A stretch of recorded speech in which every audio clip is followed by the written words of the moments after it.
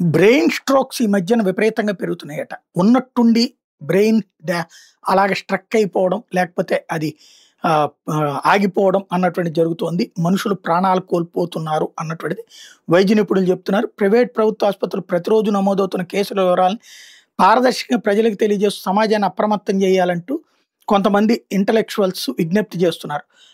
నిన్న ఒక్కరోజే 2 ప్రధాన ఆసుపత్రుల్లో 20కి పైగా కేసులు, చిన్న ఆసుపత్రులు కనీసం 5 కేసులు నమోదయ్యాయని న్యూరాలజీ సంబంధించిన డాక్టర్లు చెప్తున్నట. ఇది ఒక చిన్న హెచ్చరిక కాదు, ఒక సమాజ ప్రమాద సంకేతం. జీవనశైలి మార్పులు, ఒత్తిడి, ఆహారపు అలవాట్లు, నిద్రలోపం వంటి అంశాలు కారణమవుతున్నాయేమని వైద్యులు అనుమానిస్తున్నారు. చిన్న లక్షణాలను నిర్లక్ష్యం చేయకండి. డాక్టర్స్ మిత్రులు ముందస్తు జాగ్రత్తగా ఈ లక్షణాలు కనబడిన వెంటనే న్యూరాలజీ డాక్టర్ని సంప్రదించి బ్రెయిన్ స్ట్రోక్ రావడానికి ముందే జాగ్రత్త పడొచ్చు అని చెప్తున్నారు.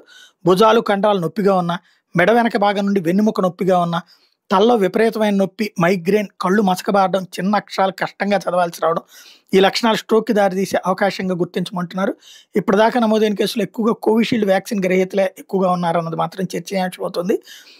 ప్రభుత్వం, ప్రైవేట్ ఆసుపత్రులు, ఆరోగ్య బీమా సంస్థలు, ఆరోగ్య శాఖ, మీడియా ఛానల్స్ అందరూ కూడా దీని మీద అలర్ట్ చేయమని చెప్తున్నారు.